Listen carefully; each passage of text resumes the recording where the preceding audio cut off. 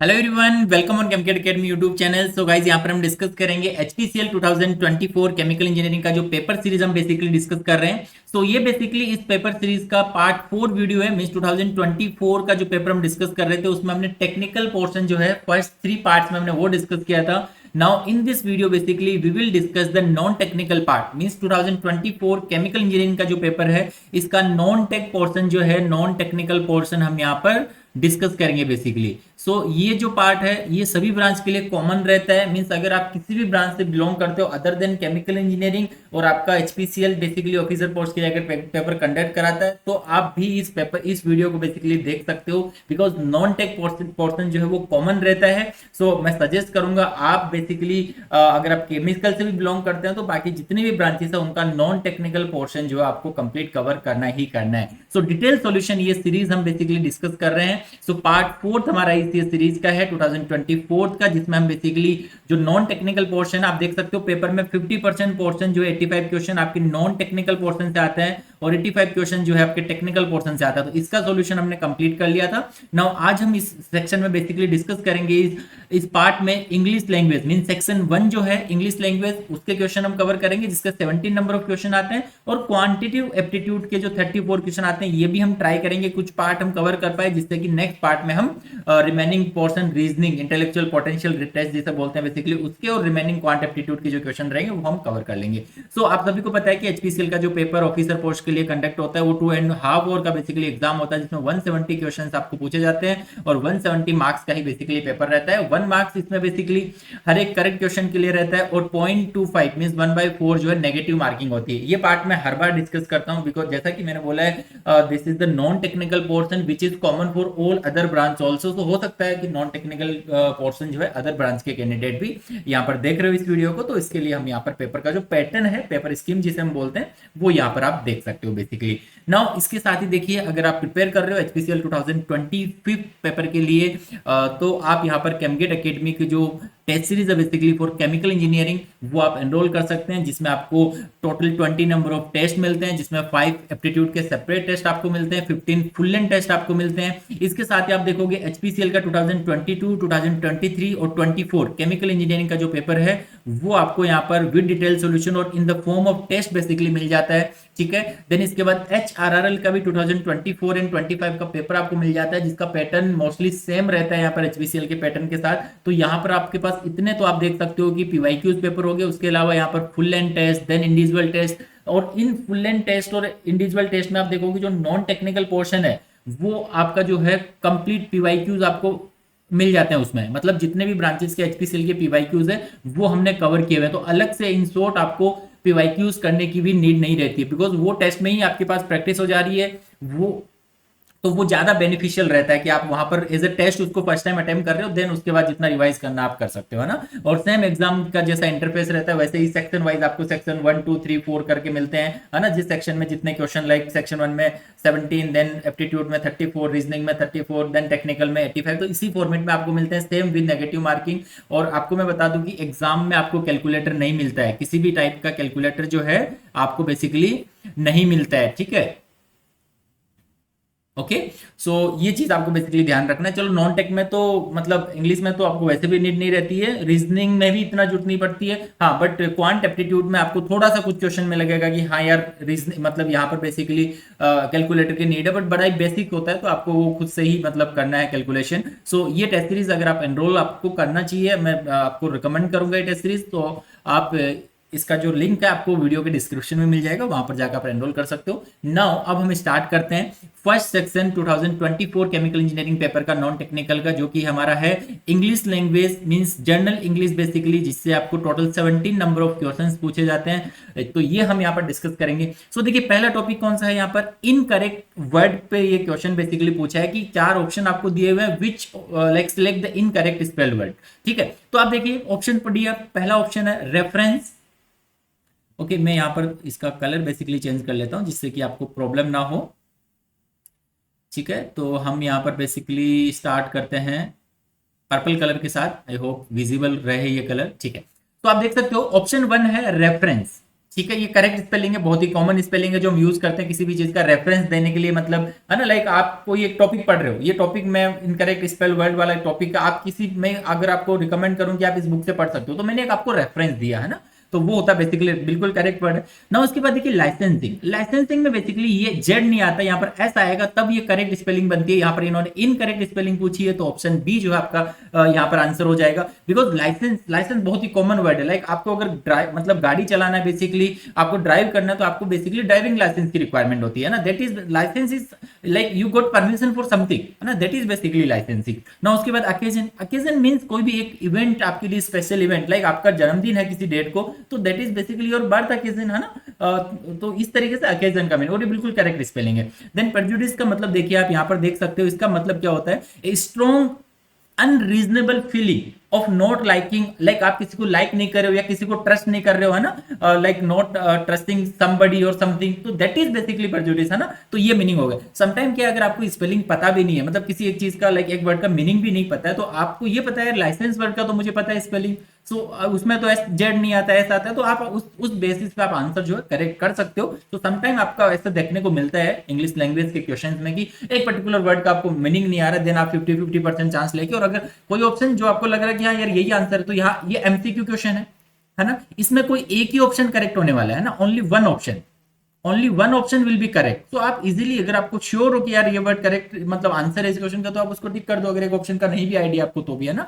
सो इस तरीके की रिस्क आप ले सकते हो। तो सिंपल क्वेश्चन ही देख सकते हो, है ना, licensing is not the correct spelling as per the English और ब्रिटिश, इधर अमेरिकन किसी को भी ले सकते हो। बेसिकली लाइसेंसिंग का स्पेलिंग होता है LICENSING, which is basically meaning is basically to give the official permission for something। Other words की अगर हम बात करें, जैसा रेफरेंस के लिए हमने बोला कि बेसिकली रिटन और spoken comment that mention something, है ना, किसी को आप कोरिलेट कर रहे हो। Now the occasion is basically particular time when something happen, है ना, that is basically special event for somebody. Now so इसमें करेक्ट आंसर हो गया बेसिकली आपके इस क्वेश्चन का ऑप्शन 2। नाउ नेक्स्ट क्वेश्चन देखते हैं, question number 2, select the most appropriate antonym. तो यहां पर ये क्वेश्चन आ गया एंटोनियम से। आप देखोगे कि कुछ पर्टिकुलर टॉपिक्स है, उन्हीं से क्वेश्चन आपको मिलते हैं। धीरे धीरे जैसे आप आगे क्वेश्चन डिस्कस हम करते जाएंगे, उससे आपको आइडिया लग जाएगा। सो आपको देखिए ऑफिशियल सिलेबस तो रिलीज करता नहीं है, एचपीसीएल जो है नॉन टेक्निकल पोर्शन के लिए कभी भी ऑफिशियल सिलेबस रिलीज नहीं करता है। They have release official syllabus for only technical portion, है ना, अकॉर्डिंग टू देयर डोमेन। तो आपको यहाँ पर नॉन टेक में तो बहुत ही जनरल टॉपिक होते हैं, तो वो आप कहाँ से पता करोगे, आप यहाँ पर पता कर सकते हो कि इंडियन टॉपिक से क्वेश्चंस आते हैं, ठीक है। इसके अलावा मैं सेपरेट एक वीडियो अपलोड कर दूंगा, जिससे आप देख सकते हो कि कौन कौन से टॉपिक जो है आपको प्रिपेयर करना है। तो देखिए फिर एंटोनियम पर बेस्ट क्वेश्चन पूछा गया कि like select the most appropriate antonym of the underline word in the given sentence. Antonym means basically opposite, synonym होता है किसी वर्ड का बेसिकली उससे सिमिलर मीनिंग का बेसिकली वर्ड, आपको यहाँ पर अपोजिट आपको चूज करना है। तो देखिए क्वेश्चन में आपको स्टेटमेंट दिया है, the atmosphere in the meeting was cordial and promoting open and friendly discussion। so इस वर्ड का आपको बेसिकली यहाँ पर मतलब निकालना है। तो आप ऑप्शन देखिए, वार्म, कंजेनियल, देन हॉस्टाइल, है ना, एमिएबल। तो ये आप यहाँ पर देखिए मीनिंग देखिए इसका। सबसे पहले तो जो वर्ड आपको दिया गया, जिसका एंटोनियम आपको निकालना, उसका मीनिंग आपको पता होना चाहिए सबसे पहले तो कोडाइल का मीनिंग देखिए क्या होता है, लाइक फ्रेंडली, है ना, आप फ्रेंडली वार्म, लाइक किसी का वार्म वेलकम करते हो, है ना, या फ्रेंडली वे में किसी से बात कर रहे हो, सिंसियरली, बेसिकली यही बोल रहे हैं। The atmosphere in the meeting was, अगर मैं कोडाइल को जस्ट रिप्लेस कर दूं मीनिंग से, सिमिलर मिलेंस, तो हो जाएगा लाइक इसको मैं फ्रेंडली बोल सकता हूं ना, was friendly, promoting open and friendly discussion. यहाँ देखिए फ्रेंडली फिर वर्ड आ रहा है, मतलब फ्रेंडली डिस्कशन है। प्रमोटिंग ओपन मींस आप जो ओपिनियन है ओपनली वहां पर डिस्कस कर पा रहे हो, तो that is like friendly discussion you can say, है ना। सो ऐसा मीटिंग में एनवायरमेंट था बेसिकली। तो अब आपको यहाँ पर बेसिकली चूज क्या करना है, अपोजिट वर्ड। अब देखिए वार्म का तो मीनिंग यहाँ पे आ ही गया, ये सिमिलर मीनिंग हो गया, तो ये ऑप्शन नहीं हो सकता। आपको बेसिकली चूज क्या करना है, एंटोनियम चूज करना है। तो यहाँ पर तो फ्रेंडली, अफेक्शनल, है ना, ये बेसिकली इसका मीनिंग हो गया। नाउ कंजेनियल का मतलब देखिए बेसिकली, अगेन इसका मतलब बेसिकली होता है सोशल, है ना। तो ये सोशल का मतलब ये ना ओपनली बेसिकली आपका यहाँ पर अगर डिस्कशन है, तो वो कंजेनियल भी आप उसे बोलोगे, तो ये ऑप्शन भी बेसिकली नहीं हो सकता, ठीक है ना। होस्टाइल बेसिकली देखिए, होस्टाइल का मतलब क्या, आप किसी को लाइक होस्टाइल कर रहे हो, तो उसके साथ आप फ्रेंडली तो नहीं रहोगे, है ना, उसके साथ आप सिंसियर तो नहीं रहने वाले हो, तो उसे बोलते हैं अनफ्रेंडली। इसका मीनिंग क्या हो गया बेसिकली, अनफ्रेंडली, ठीक है।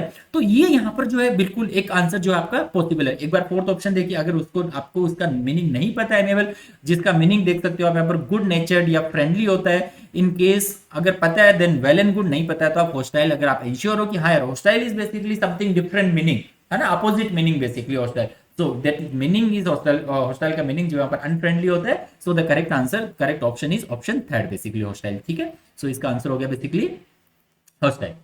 नाउ क्वेश्चन नंबर थर्ड देखते हैं। Now question number third is, what is the most appropriate option that can be substitute? What is the most appropriate option that can be substitute the underlined word in the given sentence? तो आपको एक sentence दिया गया है जिसमें एक particular portion उस sentence का क्या कर रखा है, अंडरलाइन कर रखा है। मींस वन वर्ड सब्स्टिट्यूशन हो गया, उस पर्टिकुलर लाइन का एक मीनिंग एक वर्ड के साथ आपको रिप्लेस करना है, that is one word substitution, ठीक है। ये टॉपिक हो गया आपका वन वर्ड सब्स्टिट्यूशन, ठीक है। तो इससे ये क्वेश्चन पूछा गया। सो स्टेटमेंट पढ़ते हैं हम, क्या दिया है, in the new marketing campaign the innovative product was the thing. तो ये यहां पर अंडरलाइन आप देख सकते हो, the product was the thing that was so beautiful that it attract a lot of attention. तो ये क्या बोल रहा है कि इन न्यू कोई मार्केटिंग कैंपेन कर रहा है, तो वहां पर एक इनोवेटिव प्रोडक्ट है ना, इनोवेटिव प्रोडक्ट के लिए was the thing that was so beautiful that it attracted a lot of attention. So यार एक मार्केटिंग कैंपेन चलाया जिसने इनोवेटिव प्रोडक्ट को बड़ा ही इन्होंने इस तरीके से ब्यूटीफुल वे में मतलब लाइक रिप्रेजेंट कर रहे हैं कि बहुत ही अट्रैक्टिव है ना, लॉट ऑफ अटेंशन मिल रहा है उसको बेसिकली, ठीक है। The thing that was so beautiful that it attract a lot of attention. वैसे तो मार्केटिंग का यही पर्पस होता है ना। तो इसी का आपको एक रिप्लेसमेंट आपको बेसिकली जो है करना है, ठीक है। तो अभी देख सकते हो आप, आपको चार ऑप्शन दिए हुए है ना, सेरेमोनियस, देन एक्सोटिक, है ना, कंटेंटियस, है ना, and a sign off your. तो अब यहाँ पर या तो आप एलिमिनेट कर सकते हो अगर किसी जिस वर्ड का आपको मीनिंग पता है, ठीक है, या फिर आप श्योर हो कि यही मीनिंग होना चाहिए पर्टिकुलर उस वर्ड का आपको मीनिंग पता है, तो इस तरीके से आप कर सकते हो। तो वन बाय वन यहाँ पर हम ऑप्शन का मीनिंग देखते हैं। सबसे पहले तो देखिए फ्रेज में क्या दिया था, the thing that was so beautiful that it attracted a lot of attention can be replaced with a cynosure. Okay, मैंने साइनोसोर लिख दिया कि साइनोसोर से इसे रिप्लेस कर सकते हैं। Now come to the meaning of cynosure. देखिए साइनोसोर का मीनिंग बेसिकली ए पर्सन और thing that is the centre of attention. एक इसका मीनिंग बेसिकली होता है कि पर्सन और थिंग कुछ भी हो सकता है। वो भी तो ये हो रहा है ना कि एडवर्टाइजमेंट में ऐसा मतलब इन्होंने मार्केटिंग कैंपेन किया पर्टिकुलर प्रोडक्ट का कि वो बहुत ही लाइक अट्रैक्ट कर रहा है लोगों को, अटेंशन मतलब गेन कर रहा हो। तो उसका मीनिंग वो है कि ये पर्सन और thing that is centre of attention और एडमिनिस्ट्रेशन, है ना बेसिकली। सो ऑप्शन आप देख सकते हो, सेरेमोनियस का बेसिकली मीनिंग क्या रहता है, एक्सेसिवली फॉर्मल, है ना, बहुत ज्यादा आप अगर फॉर्मल बिहेव कर रहे हो, फॉर्मली बिहेव कर रहे हो ना, या पोलाइटली, तो that is basically meaning of ceremonious basically, है ना। नाउ द एक्सोटिक, ये वर्ड बेसिकली आपने सुना होगा। एक्सोटिक का मीनिंग होता है बहुत ही लाइक अनयूजुअल, है ना, समथिंग डिफरेंट, स्ट्राइकिंगली डिफरेंट। तो अनयूजुअल इसका मीनिंग हो गया, ये वर्ड मोस्टली आपने सुना होगा, ठीक है। तो ये भी ऑप्शन नहीं हो सकता, है ना, ये भी एक्सेसिव फॉर्मल, ये भी ऑप्शन नहीं हो सकता। Now the next one is the contentious. Basically contentious का बेसिकली मीनिंग क्या होता है, like to cause an argument, है ना, आप लाइक आर्ग्यूमेंट वहां करना पसंद कर रहे हो, है ना, लाइक टू कॉज एन, या ऐसा कुछ बोल दे रहे हो जिससे लाइक वो लीड कर रहा है आर्ग्यूमेंट को, ठीक है। तो that is not like possible. Now the last option is cynosure, जिसका मीनिंग ऑलरेडी हमने पढ़ लिया, लाइक हमने देखा कि ये पर्सन और thing that is the centre of attention, so the centre of attraction और admiration basically, that is the meaning of cynosure. तो आप सिंपली इस वर्ड को रिप्लेस कर सकते हो, ठीक है। सो आप बोलोगे यहाँ पर ये जो सेंटेंस आपका नया सेंटेंस बन जाएगा, in the new marketing campaign the innovative product watch a cynosure. So that is the meaning, you can easily replace the whole sentence with this single word, है ना, विद ए एंड साइनोसोर, ठीक है। सो ये था। तो topic की अगर हम बात करें तो one word substitution. Now come to the next question number 4। So question number 4 is select the most appropriate meaning of the given idiom. तो यहाँ पर क्वेश्चन क्या पूछ लिया आपको, ईडियम, जिसे हम लोग हिंदी में मुहावरा बोलते हैं ना। यहाँ पर क्या होता है कि एक सेंटेंस आपको दिया है, अगेन उसका मीनिंग जो है आपको, उसका ईडियम का मीनिंग क्या है वो आपको निकालना है। ईडियम मतलब जो दिया है बेसिकली सेंटेंस, वो एक ईडियम है, एक मुहावरा है, उसका आपको मीनिंग निकालना है। स्पिल द बीन्स बेसिकली, है ना, स्पिल द बीन्स, ये आपको दिया है ईडियम। सो ऑप्शन देखिए अभी, to reveal a secret, spill the beans का मतलब क्या हुआ, स्पिल मतलब क्या होता है, मतलब लाइक आपका एक लाइक वाटर है या ऑयल, आप बोलो कि मेरा मतलब सीपेज, मतलब वो बिखर गया बेसिकली, है ना, या गिर गया मतलब फेल गया मतलब, ठीक है। तो बीन्स का मतलब है कि आपने बीन्स को मतलब फैला दिया, means you reveal a secret. Yes, बिल्कुल ये पॉसिबल आंसर है। ओके, ये मेरे को लग रहा है कि लाइक अभी मेरा ऑप्शन हो सकता है। Now the next one, to waste resources, to make a mistake, to cook a meal. तो ये मतलब रिलेवेंट नहीं है, मतलब बेसिकली यहाँ पर कंप्लीटली बता नहीं रहे हैं हमारे मुहावरे का मीनिंग। यहाँ पर एक रिवील बहुत जनरलाइज होगा, to reveal a secret, that is basically spill the beans. Option देखिए यहाँ पर। सो करेक्ट हमारा कौन सा ऑप्शन है basically option 1 to reveal a secret the meaning of the idiom is spill the beans to accidentally और intentionally reveal the secret information और disclose something confidentially, यही मीनिंग होता है बेसिकली स्पिल द बीन्स का basically to accidentally, है ना, accidentally भी हो सकता है आपने इंफॉर्मेशन को रिवील कर दिया, या फिर वो इंटेंशनली भी हो सकता है आपने इंफॉर्मेशन को रिवील किया, डिस्क्लोज किया something which is basically confidential, है ना। द ऑप्शन देखिए, सो अदर ऑप्शन की अगर हम बात करें तो अदर ऑप्शन देखिए पहला क्या था, second option to waste resources not related, जैसा मैंने बोला कि इडियम से बिल्कुल रिलेटेड नहीं है, उसका मीनिंग बेसिकली वो नहीं बता रहे, जनरलाइज वे में नहीं बता पा रहे हैं, ठीक है। To make a mistake different idiom हो गया basically, to make a mistake का मीनिंग क्या होता है, मैसअप कर, मतलब आपने सब गड़बड़ कर दिया है ना, तो that is basically to make a mistake, तो उसका आप मुहावरा देख सकते हो एग्जांपल के लिए mess up. Now to cook a मील, है ना, तो ये तो मतलब नॉन इडियमेटिक हो गया, लाइक इडियमेटिक हो गया कि आपने मील बन रहा है ना, to cook a meal basically, है ना, लिटरल, तो ये इतना मतलब रिलेवेंट, ये तो बिल्कुल ही रिलेवेंट नहीं है, यू कैन से ये तो इडियम भी नहीं है, ठीक है, तो इजीली आप बोल सकते हो कि correct answer is the option 1 basically. Okay, now move on करते हैं बेसिकली हम लोग नेक्स्ट ऑप्शन पे, नेक्स्ट क्वेश्चन पे बेसिकली। तो क्वेश्चन देखिए, अभी तक हमने 4 क्वेश्चन डिस्कस किए और हर बार बेसिकली जो है अलग आपको टॉपिक देखने को मिल रहा है ना। इस बार देखिए अगेन आपको जो है सेम टॉपिक मिल गया, मतलब इडियम, इस बार इडियम अगेन यहाँ पर अंडरलाइन की फॉर्म में दिया, उसको रिप्लेस करना आपको, select the most appropriate meaning of the underline idiom. Now while sentence हमें दिया है, while working on the project the team head their backs to the wall. देखिए व्हाइल वर्किंग, आपकी एक टीम है जो प्रोजेक्ट पे काम कर रही है, the team head their backs to the wall, ठीक है, इसका मीनिंग आपको इस अंडरलाइन वर्ड को आपको एक इडियम से जो है रिप्लेस करना है आपको। ओके, सो ऑप्शन देखिए, was met with a lot of option, यार लॉट ऑफ ऑप्शन अगर आपके पास होंगे देन उस केस में आपको लाइक दीवार के सट के तो नहीं लगना होगा, मतलब है ना, एक तरीके से। So something is like serious, something आपके पास या तो ऑप्शन कम है, कुछ इस तरीके का इसका मीनिंग निकलने वाला है, so you can eliminate this option was met with a lot of options, ये नहीं होगा इसका मीनिंग। सेकंड ऑप्शन देखिए, हैड वेरी सीरियस प्रॉब्लम, देखिए ये बिल्कुल रिलेवेंट आंसर हो सकता है, जैसे मैंने बोला यार कुछ तो हुआ है स्पेशल, आपके पास लिमिटेशन आ रही है चीजों की, समथिंग इज मतलब कुछ गलत जा रहा है बेसिकली, है ना, तो इस केस में हम बोलेंगे yes, head their backs to wall का मीनिंग हो गया हैड वेरी सीरियस प्रॉब्लम, ठीक है। Okay, now option other options को भी देख लेते हैं, तो ये प्रोबेबल आंसर यहां पर हमको भी लग रहा है। Next, had a very serious deadline, had a very serious deadline, okay, deadline का रिलेशन यहां पर नहीं पता चल रहा है, ठीक है।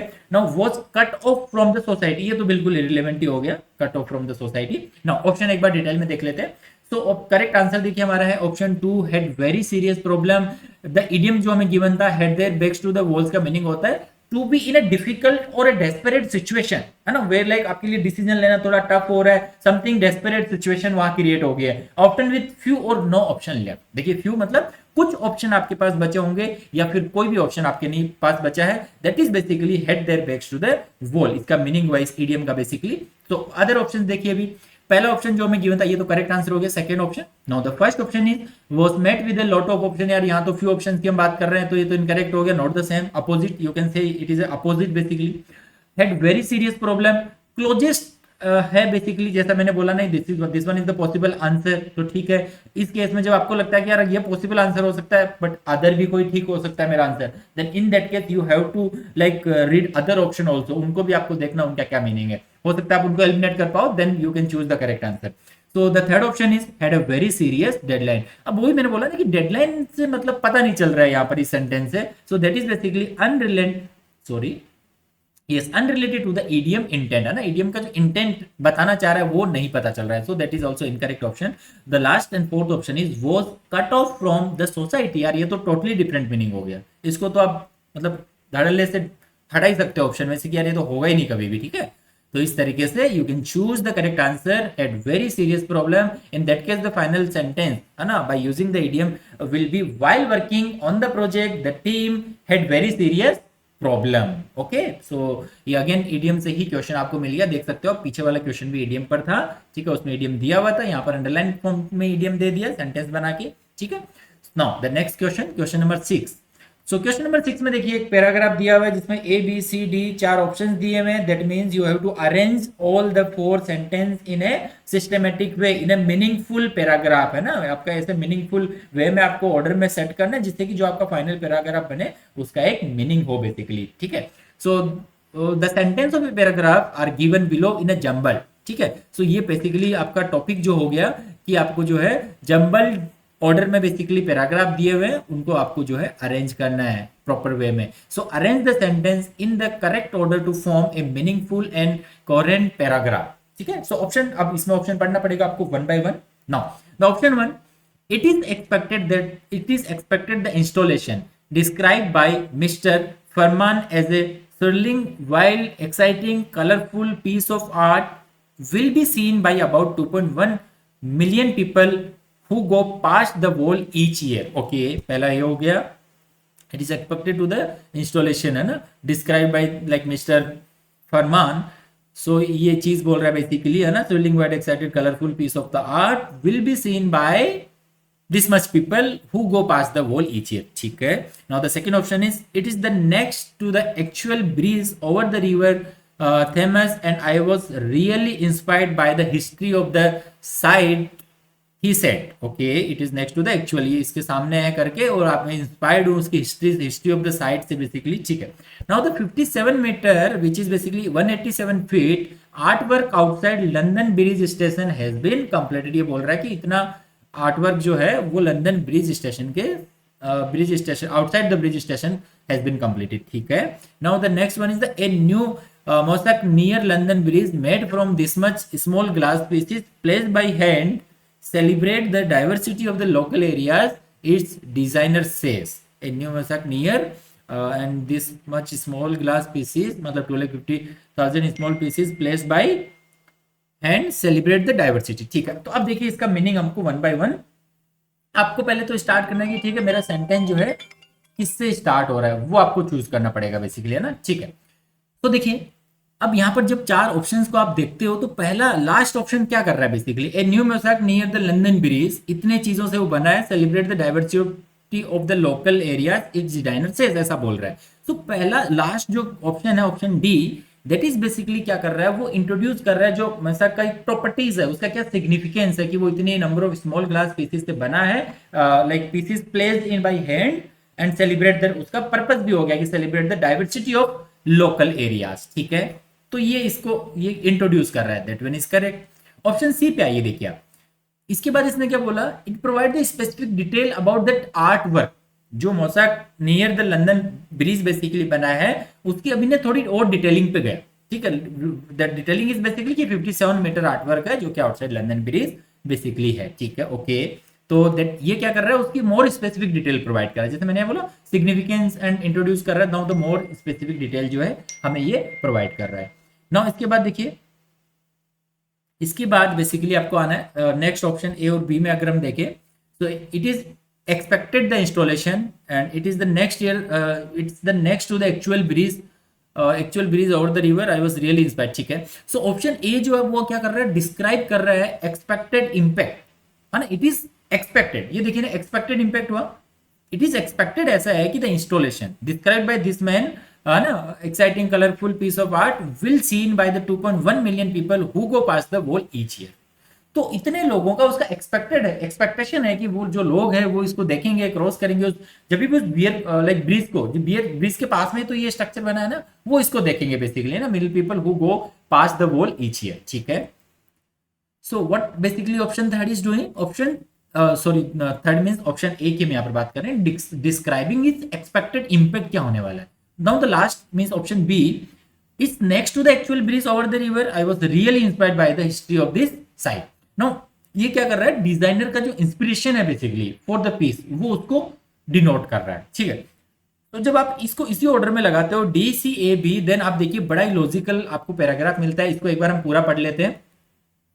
ए new mosaic near London Bridge made from the 250,000 small glass pieces bye hand celebrate the diversity of the local areas, its designer says, ये देखिए यहां पर इसने क्या किया, इस डिजाइनर सेज द 57, ठीक है, ये ऐसा डिजाइनर ने बोला। नाउ अब कंटिन्यू करो आप इसे, इस designer says the 57 metre artwork outside the London Bridge station has been completed, okay, ठीक है। नाउ इसके बाद आप जाओगे, it is expected the installation described by the mister Farman was days, है ना, will be seen by about 2.1 million people who go pass the wall each year, ठीक है, ये भी समझ में आ रहा है। आपका ब्रेकअप नहीं हो रहा है, कंटिन्यूएशन में आपका सेंटेंस जो है वो आप पढ़ पा रहे हो, ठीक है। Now it is expected to the actual bridge over the river Thames and I was it's next to the actual bridge over the river Thames and I was actually really inspired by the history of this site. So कई बार इन option में क्या होता है ना, आप अगर starting का पॉइंट ढूंढ लो, देखिए आपको अगर ए ऑप्शन पे अगर आपने ढूंढ लिया मींस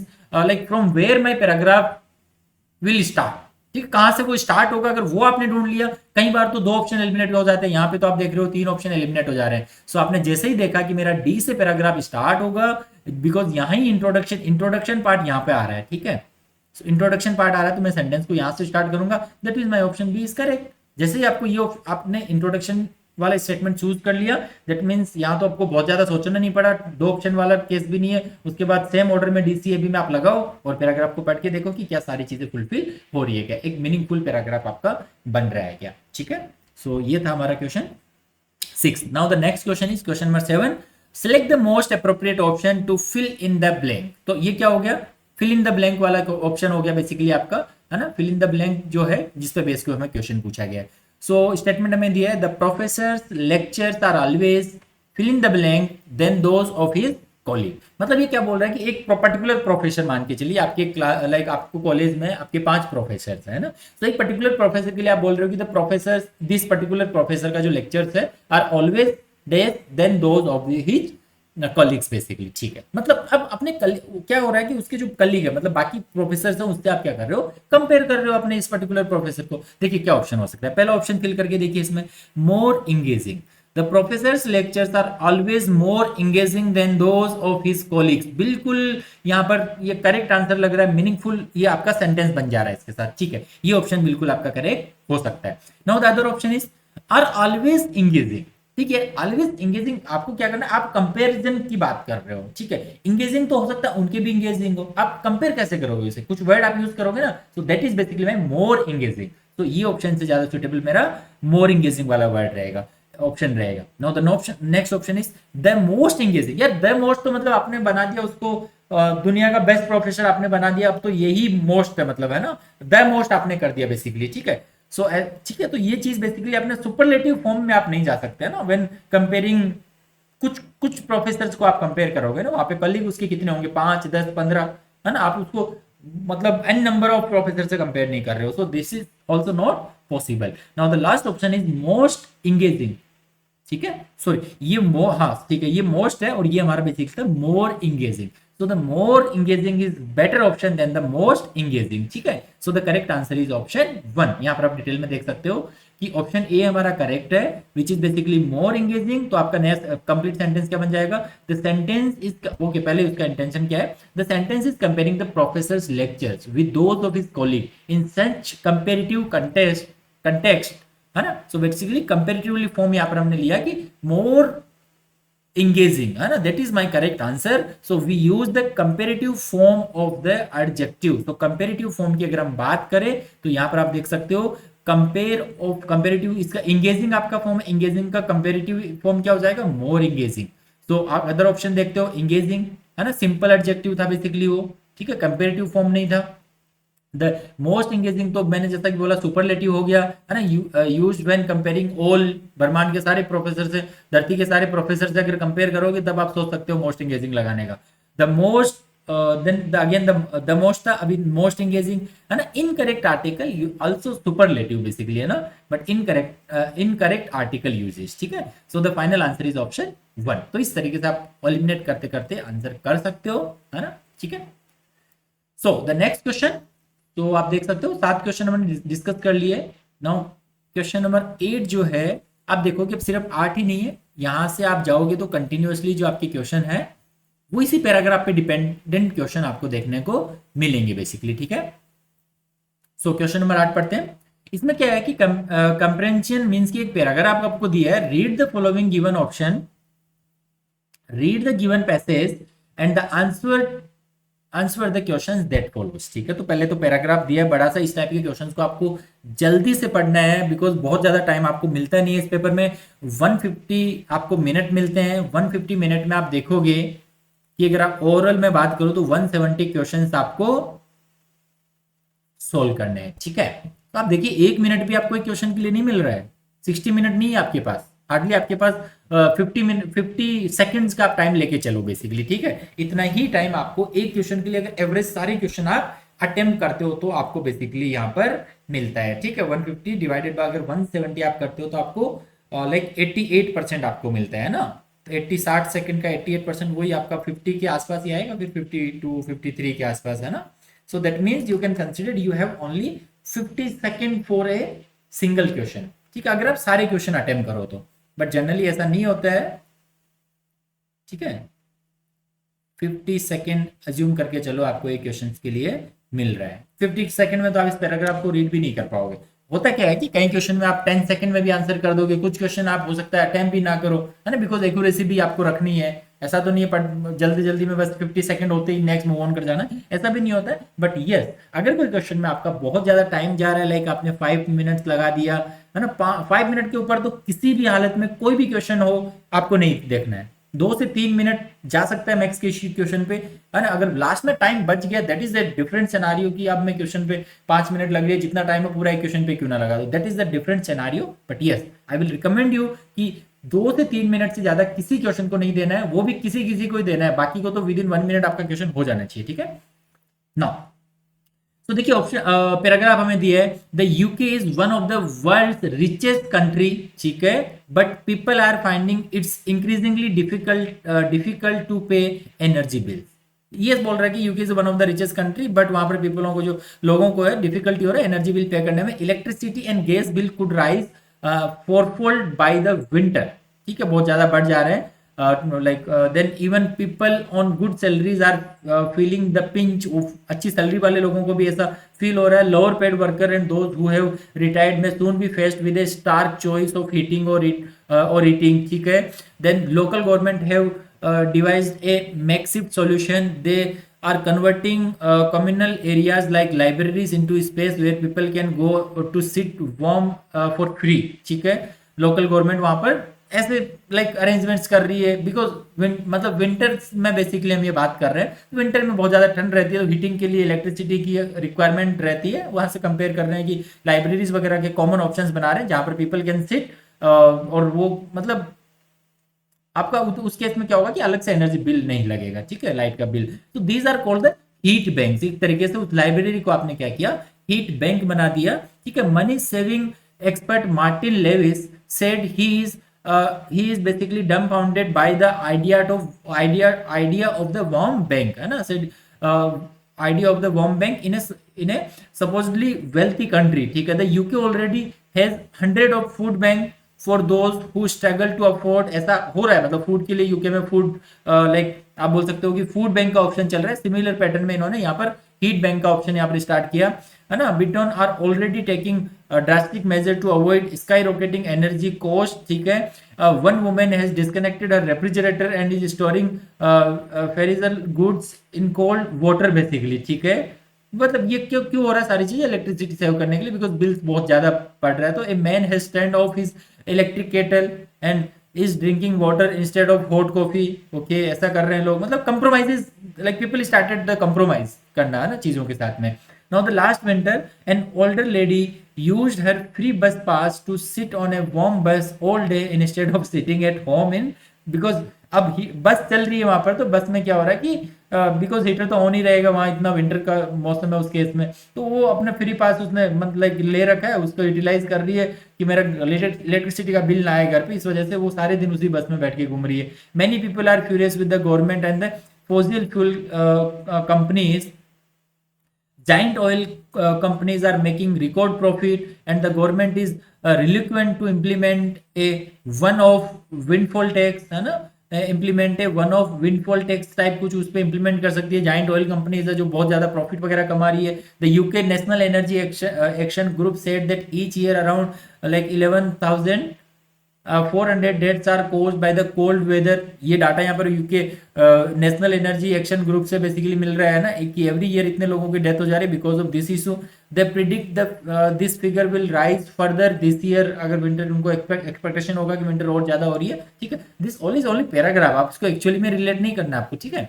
सो ठीक है, ये हो गया आपका paragraph. Now come to the question number 8 which is the first question based on this paragraph. तो यहाँ पर जब सब क्वेश्चन करके लिखा है ना, सब question means that all questions are related to this paragraph only, ठीक है। इसी से हम आइडिया लगाएंगे, 4 से 5 क्वेश्चन आपको देखने को मिलेंगे, लाइक 2 3 4 5, ठीक है। So up to the 12, question number 12 तक आप देखोगे, all are basically related to this paragraph only, question number 8 to 12, ठीक है। That means there are total 5 number of question from this paragraph. अब मैंने बोला कि एक क्वेश्चन को करने के लिए आपको 50 सेकेंड या आप 1 मिनट आपको मिल रहा है, लाइक अज्यूम करके चलो, तो यार 5 क्वेश्चन इस टॉपिक से रिलेटेड है, तो हाँ आप ये ज्यूम कर सकते हो कि इस पैराग्राफ को पढ़ूंगा तो मेरा एक ही क्वेश्चन सोल्व नहीं होगा, मेरे आगे 4-5 क्वेश्चन और सोल्व होंगे। दैट मीन्स मेरे 5 क्वेश्चन सोल्व होने वाले हैं। So you can spend up to the 5 minute on this paragraph, ठीक है। 5 क्वेश्चन आपके ठीक होंगे उसमें, 4 से 4 मिनट तक अगर कर पा रहे हो तो वेल एंड गुड बेसिकली, ठीक है। सो क्वेश्चन देखते हैं, पहला क्वेश्चन, क्वेश्चन नंबर 8 तो इस पैराग्राफ पर है, ठीक है। So what solution have local government in the UK divided to help people stay warm, क्या उनकी गवर्नमेंट बेसिकली सॉल्यूशन लेके आई है, ठीक है। तो ये तो आप ऑप्शन पढ़ के इजीली कर पाओगे। क्वेश्चन देखिए, ऑफरिंग फ्री इलेक्ट्रिक हीटर, नहीं ये तो कहीं पे भी डिस्कशन नहीं हुआ पूरे पैराग्राफ में। प्रोवाइडिंग सब्सिडीज, सब्सिडीज की बात भी नहीं हुई एनर्जी बिल्स पे। डिस्ट्रीब्यूटिंग फ्री ब्लैंकेट, ये भी कहीं नहीं दिया, इनको इजीली आपने एलिमिनेट कर दिया। तो ऑप्शन 4 इज द करेक्ट। तो इसमें मेंशन किया है converting the communal areas into heat banks. आप ये देख सकते हो यहाँ पर इस पर्टिकुलर पॉइंट की अगर मैं बात करूं, they are converting who the local government, है ना, local government basically क्या कर रही है, they are converting the communal areas like library into the space where people can go to stay warm for free. These are called the heat banks basically. So this is the answer for option A, मतलब question number 8 basically, ठीक है। बड़ा simple था। Paragraph based question mostly simple ही रहते हैं, इसलिए आप टाइम निकाल कर ट्राई करो जल्दी से उसका आंसर, उस टाइप के क्वेश्चंस का आंसर करने का, ठीक है। ओके, मैं यहाँ पर डिटेलिंग भी लेकर आया हूँ। सो आप देख सकते हो, तो लोकल गवर्नमेंट, ये वाला पैराग्राफ मैंने वहां पर पूरा एक साथ लिख दिया है कि यही तो basically according to the passage it is clearly mention, है ना, दैट कम्युनल एरिया जो लाइब्रेरीज वगैरह है उनको गवर्नमेंट कन्वर्ट कर रही है in the heat banks basically, ठीक है। सो नेक्स्ट, बाकी ऑप्शन में नहीं देख रहा हूं, आप इजीली ऑलरेडी हमने यहाँ पर एलिमिनेट कर ही दिया सब ऑप्शन को। नो, नेक्स्ट क्वेश्चन देखते हैं, question number 9 which is again based on that paragraph.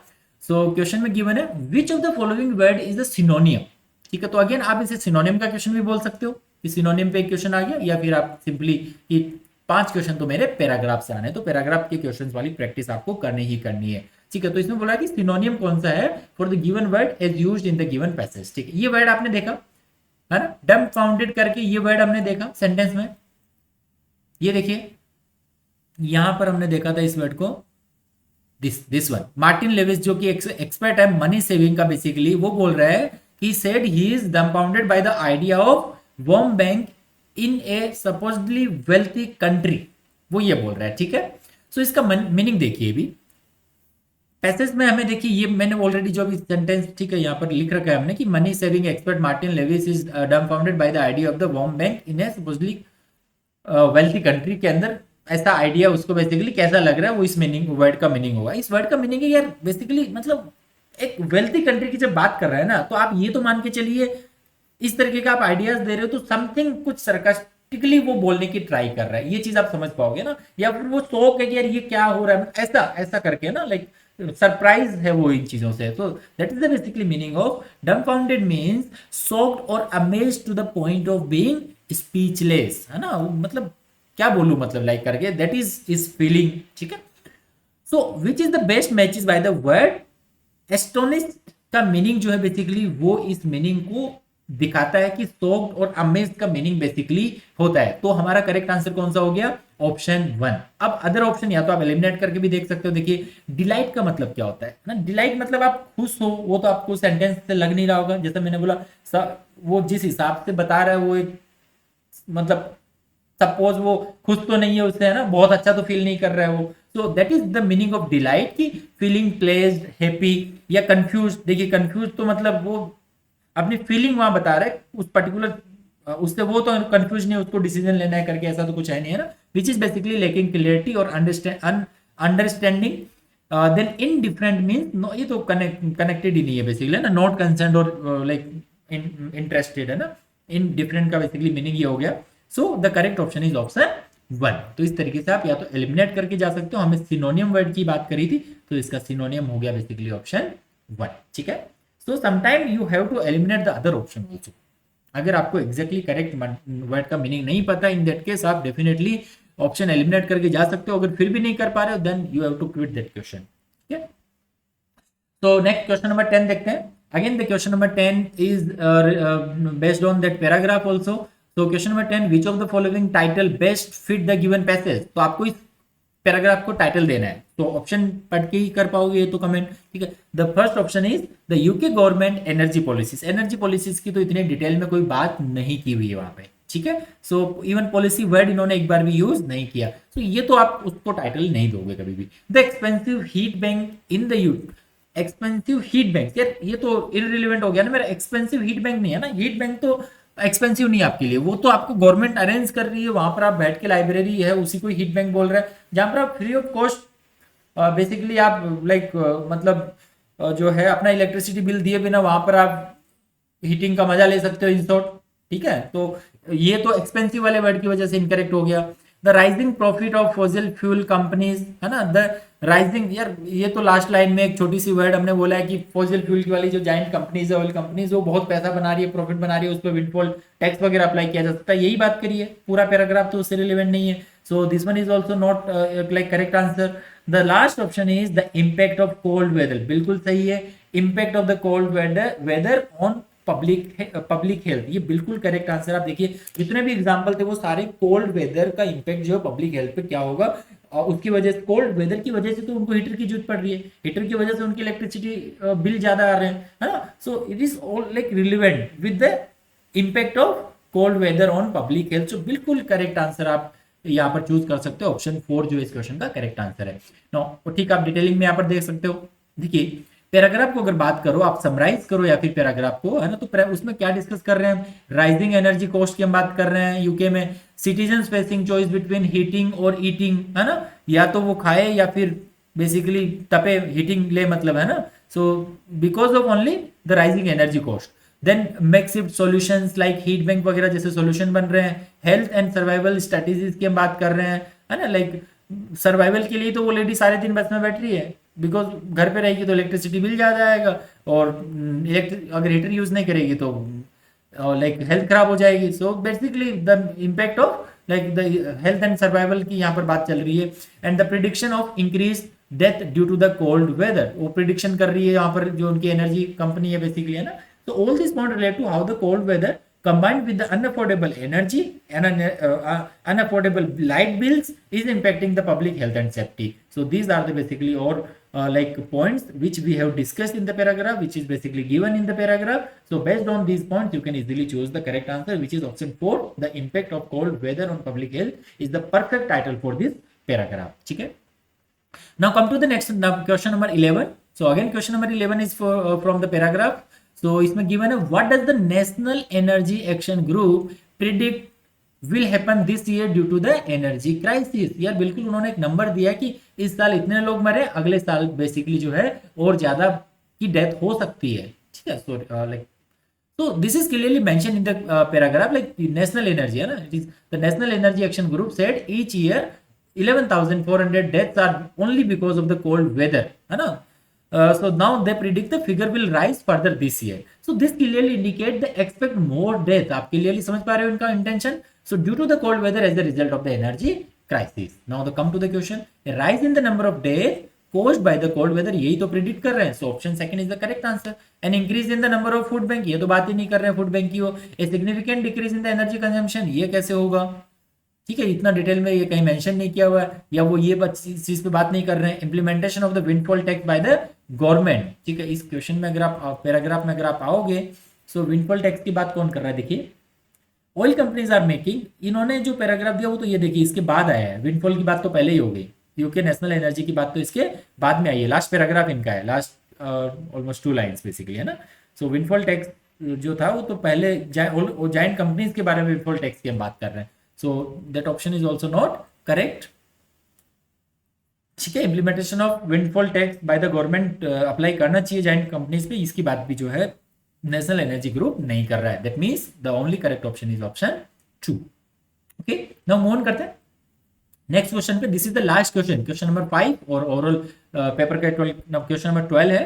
तो इसमें क्या दिया है, based on the given passage which of the following can be inferred about the public sentiment toward the government and fossil fuels companies, which of the following can inferred about the public sentiment, तो public sentiment toward the government and fossil fuel companies, जो आपकी giant oil companies है basically, ठीक है, oil basically आपका fossil fuel में आता है, तो द ऑयल फ्यूल कंपनी, तो यहाँ पर पब्लिक के सेंटिमेंट है ना, वो किसको दिखा रहा है, क्या उनका मतलब सेंटिमेंट हो सकते हैं पब्लिक के। यार आप देखिए फॉसिल फ्यूल कंपनीज बहुत बहुत पैसा कमा रही है, पब्लिक जो है वहाँ मतलब सर्वाइवल के लिए, मतलब हेल्थ एंड सर्वाइवल के लिए वहां पर जो है स्ट्रगल कर रही है, basically they are doing struggle. तो यार उस टाइम पे आप ना तो गवर्नमेंट से खुश रहोगे, ना ऐसी कंपनी से खुश रहोगे आप, ठीक है। तो उस केस में आप गुस्सा रहोगे definitely on the public, like on those companies, on specially on the government पे, बिकॉज आप कुछ अगर टैक्स वगैरह पे करते हो लाइक, तो आप हमेशा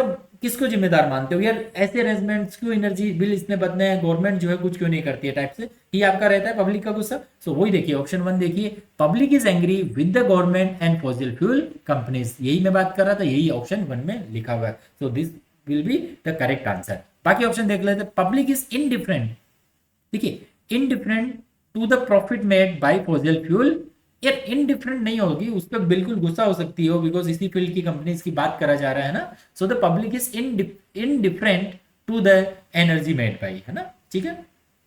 तो ये ऑप्शन जो है करेक्ट नहीं होगा। The public is largely supportive to the government energy policy, यार पब्लिक आर बेसिकली सर्वाइवल के लिए उनको बसों में घूमना पड़ रहा है, एनर्जी बैंकों में जाना पड़ रहा है, तो वो सपोर्टिव, तो मैं एनर्जी बैंक की वजह से may be they support, but यार राइजिंग बिल हो रहा है उनको, मतलब आइदर ईटिंग या हीटिंग की बातें यहाँ पर चल रही है, तो उस केस में तो कोई सपोर्ट नहीं करेगा अपनी गवर्नमेंट को, है ना, जब तक अच्छे कदम गवर्नमेंट नहीं उठा लेगी, ठीक है। तो ये भी जो है इनकरेक्ट ऑप्शन हो गया।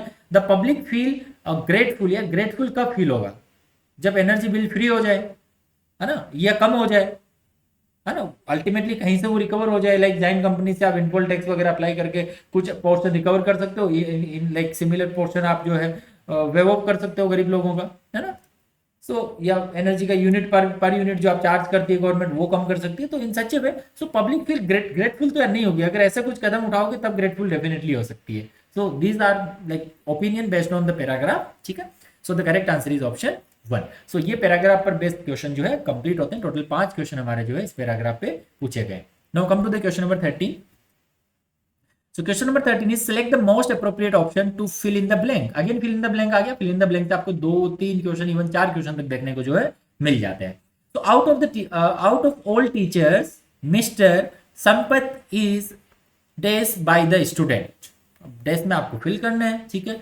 सो यहाँ पर क्या हो रहा है, out of all the teacher mister Sampat is dash by the student. So अभी इस बार देखिए टीचर को अपने कलीग से साथ कंपेयर ना करके स्टूडेंट के साथ देख रहा है कि लाइक अब वो मोर एडमायर्ड है, एडमायरेबल है, मोस्ट है ना, और एडमायर्ड। तो एक तरीके से वर्ड इसने दे दिया कि ओके एडमायर्ड वर्ड ही आपको यूज करना है, ठीक है, बट उसकी कौन सी फॉर्म जो आपको यूज करनी है। सो ये जो सेंटेंस दिया है इन्होंने, out of all the teachers mister Sampat is dashed by the student, means this structure compare one person against all other in the group, means एक टीचर जो है उसको बाकी टीचरों से कंपेयर कर रहे हैं कि एक मिस्टर संपत नाम का टीचर है वो स्टूडेंट के साथ जो है वो एडमायर्ड है ना, means so we need the superlative. Again इस टाइप का सेम सुपरलेटिव फॉर्म जो है उस पर ऑलरेडी एक क्वेश्चन आ चुका है ना, तो सिमिलर उसी पैटर्न में ये क्वेश्चन को हम करेंगे from support superlative form of adjective, है ना, which is the most. Again वहीं पे भी मोस्ट ही हमने चूज किया था, ठीक है, मोस्ट, ठीक है, मोर इंगेजिंग था आई थॉट वहां पर, है ना। मोस्ट तो हमने बोला था कि सबसे जब कंपेयर करना है, ठीक है। अब यहाँ पर out of all the teachers, तो इस तरीके से देखिए इसने out of all the teachers बोल दिया, है ना, और सभी टीचरों में से जो है मिस्टर संपत ही ओनली ऐसा है जो लाइक स्टूडेंट को सपोर्ट कर रहा है, समथिंग जो भी है, तो उस केस में मोर एडमायरेबल की जगह मोस्ट एडमायरेबल बेसिकली हम यूज करेंगे। देखिए पहला ऑप्शन देखिए मोर एडमायर्ड, वहां पर मोर एंगेजिंग हमने चूज किया था, ठीक है। सो यहाँ पर देखिए मोर इंगेजिंग में हो गया comparatively phone when use between 2 people, not all, या कुछ कम पीपल में, है ना, तो यहाँ पर ऑल टीचर्स की हम बात कर रहे हैं, in that case we can use the most admirable. ये बेसिकली आपको जो है ज्यादा रियलिस्टिक आंसर होगा, ठीक है। ये बाकी ऑप्शन तो आप देखिए एलिमिनेट ही कर सकते हो, 1 और 3 में आपको थोड़ा सा सोचना पड़ सकता है। So admirable describe someone deserving, है ना, है ना, admiration but does not fit the passive voice here, है ना, एडमायरेबल बाय द स्टूडेंट, है ना, most admired by the student, mister Sampat is most admired by the student basically, ठीक है, ओनली मिस्टर संपत्ति को ही एडमायर करते हैं जो स्टूडेंट्स है बेसिकली। So most correct superlative form comparing the among many. Now the last option is admired, grammatically okay but does not fit the context of comparing among all the teacher, ठीक है। So the correct answer is most admired basically, ठीक है।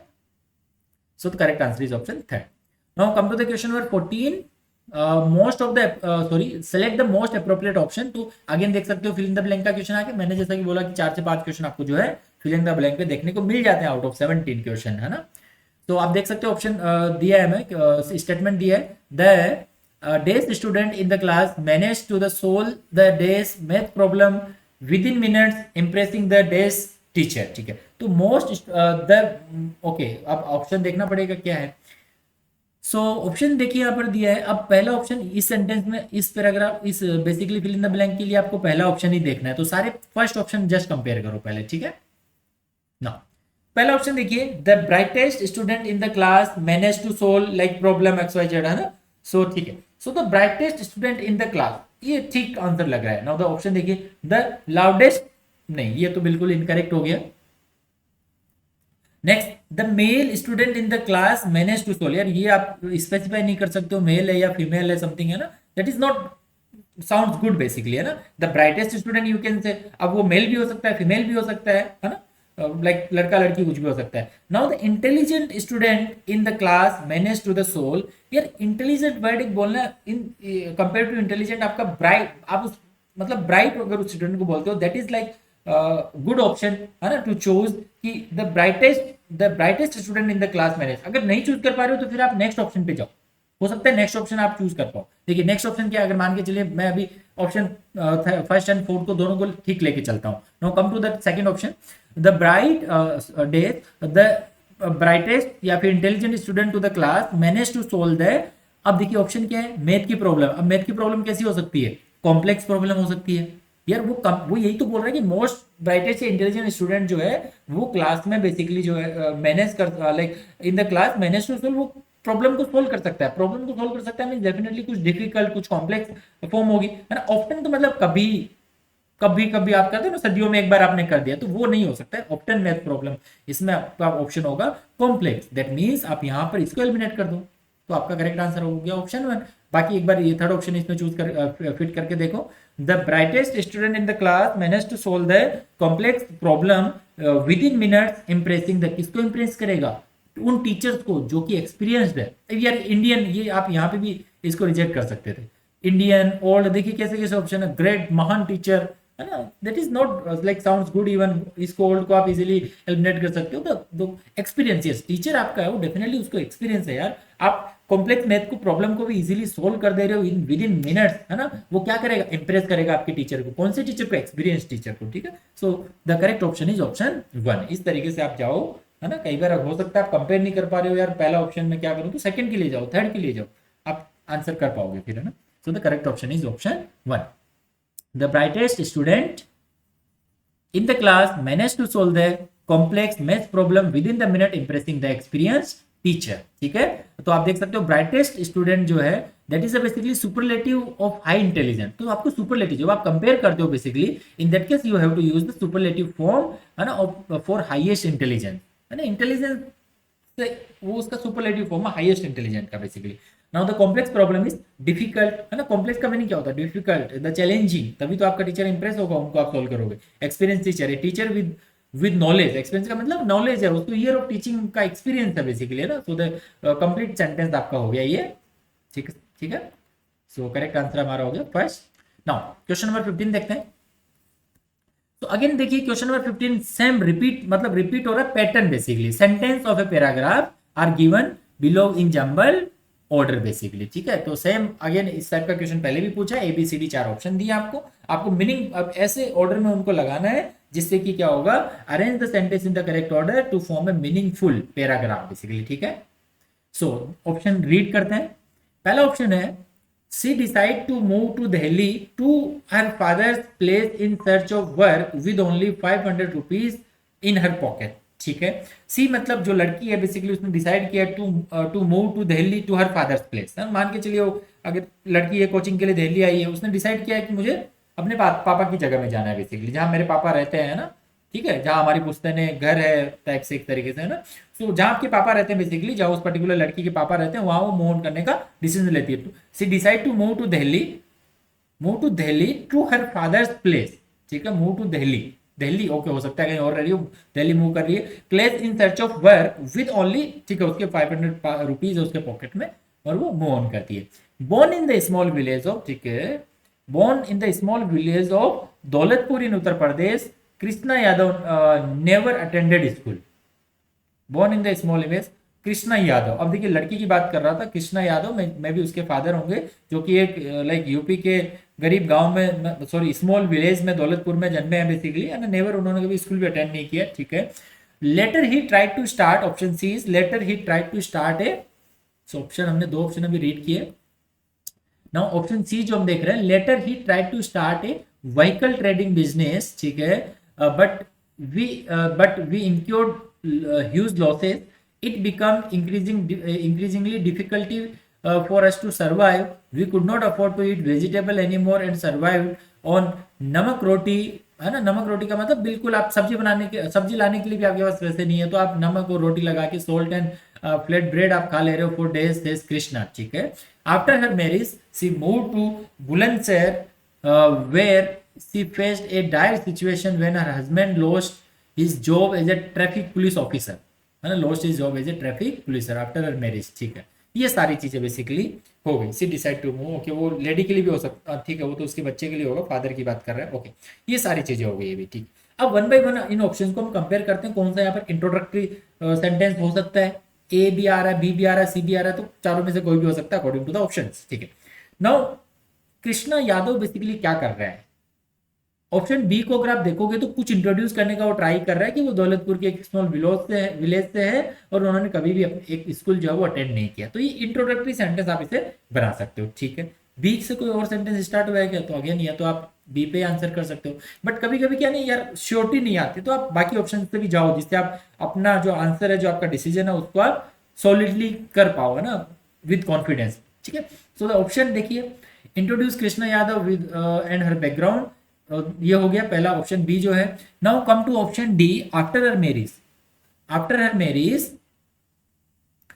सी move to Bulandshahr, explain the situation after marriage. Marriage के बाद देखिए, पहले हुआ कि वो गांव में रहता था स्मॉल विलेज में, है ना, नेवर उन्होंने भी स्कूल अटेंड नहीं किया, फिर बोल रहा है उसकी शादी हो गई, सी मूव टू बुलंदशहर, वहां उसने इतनी ऐसी सिचुएशन देखी, है ना, when her husband lost his job after her marriage.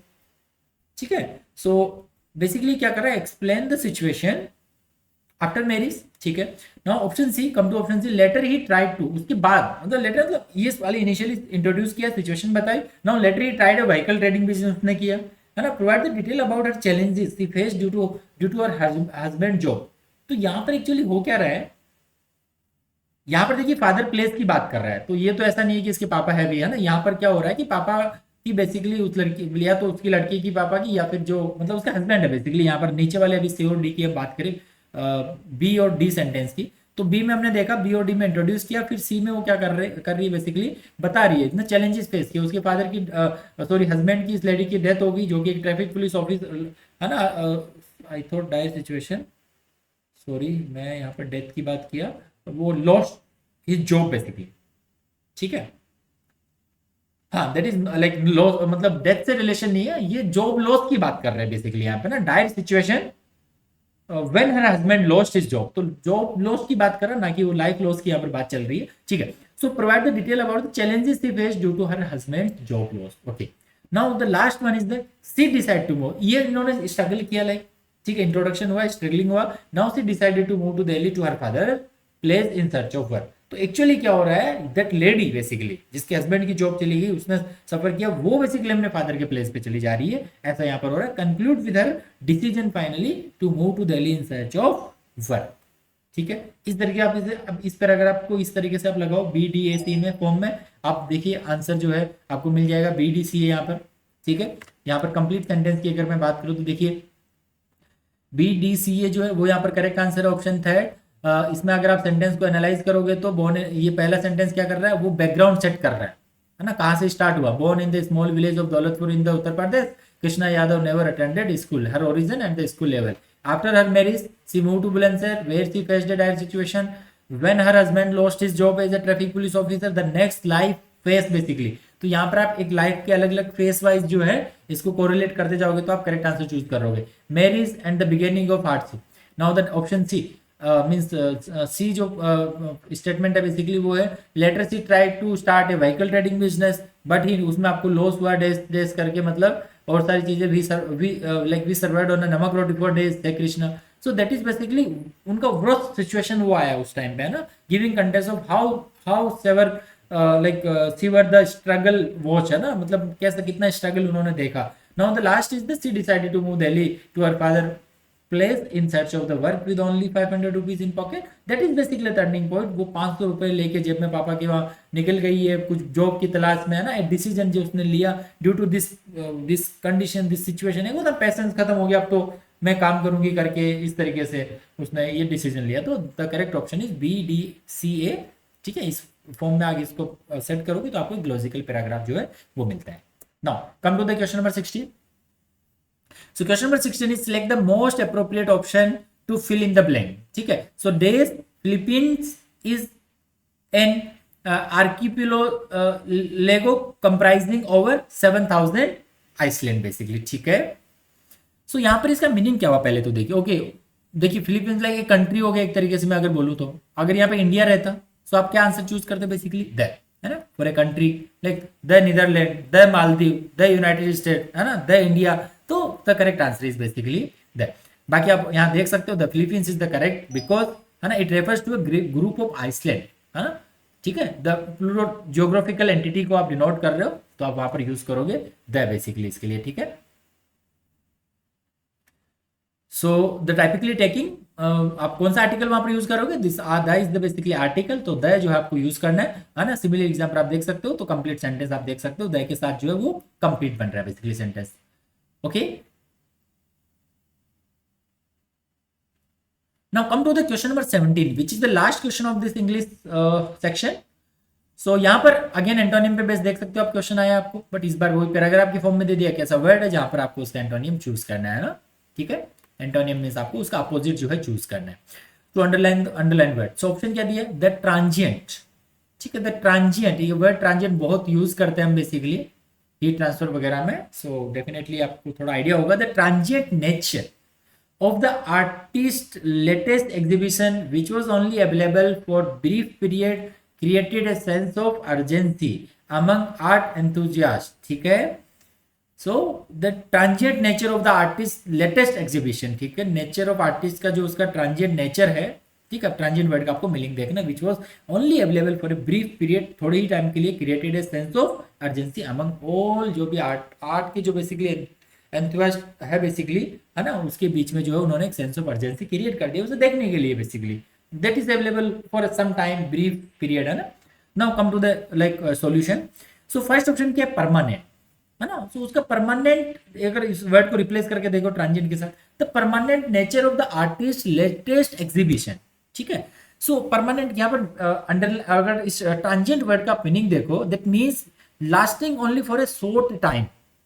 अब देखिए परमानेंट वर्ड आ रहा है, वहां ट्रांजिएंट नेचर का मतलब सारी चीजें आप देखोगे तो कुछ टाइम के लिए, तो परमानेंट, यस परमानेंट इसका मतलब हुआ कि वो तो परमानेंट हो गया, उसमें ऐसा फिर अर्जेंसी जैसा कुछ नहीं है, कुछ टाइम के लिए अवेलेबल है ऐसा कुछ नहीं रहेगा। ठीक है, तो ये इसका अपोजिट हो गया, that is basically opposite, transient का अपोजिट आप बोल सकते हो, these two words are basically opposite to each other.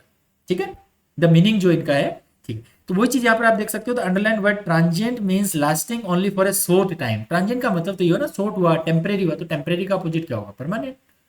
The antonym of transient is permanent which means lasting और इंटेंडेड टू लास्ट, है ना, इंडेफिनेटली। सो अदर ऑप्शन का अगर मीनिंग देखो आप तो इजीली आप आंसर कर सकते हो। नाउ अदर ऑप्शन देखिए, टेम्परेरी, यार ये तो सेम ही हो गया, इसका मीनिंग ट्रांजिएंट का मीनिंग ही टेम्परेरी है, तो ये ऑप्शन क्लियर करेक्ट नहीं होगा। ठीक है, फ्लीटिंग, देन एम्पिरिक, ये सारे के सारे आप देखोगे कि जो है इसके ना कि एंटोनियम नहीं है ना कि सिनोनियम है, this all are the synonym of transient not the antonym. ठीक है, ये हो गया। ओके, तो ये था question number 17। The last question means हमारा जो ये केमिकल इंजीनियरिंग का सेक्शन हम देख रहे हैं बेसिकली सेक्शन 1, वहां पर जहां पर हम डिस्कस कर रहे हैं इंग्लिश के क्वेश्चन, जनरल इंग्लिश के जो क्वेश्चन है वो हमने डिस्कस किए। ओके गाइस, ऑलरेडी काफी लेंथी हमारा ये वीडियो हो गया, तो जो नेक्स्ट पार्ट रहेगा है ना, means section 2 and the section 3 है ना, इसमें बेसिकली आपका रहता है एप्टीट्यूड, न्यूमेरिकल एप्टीट्यूड आप बोल सकते हो। यहाँ पर बेसिकली आपका रीजनिंग रहता है। ठीक है, सो यहाँ पर हम डिस्कस करेंगे इसको नेक्स्ट पार्ट में।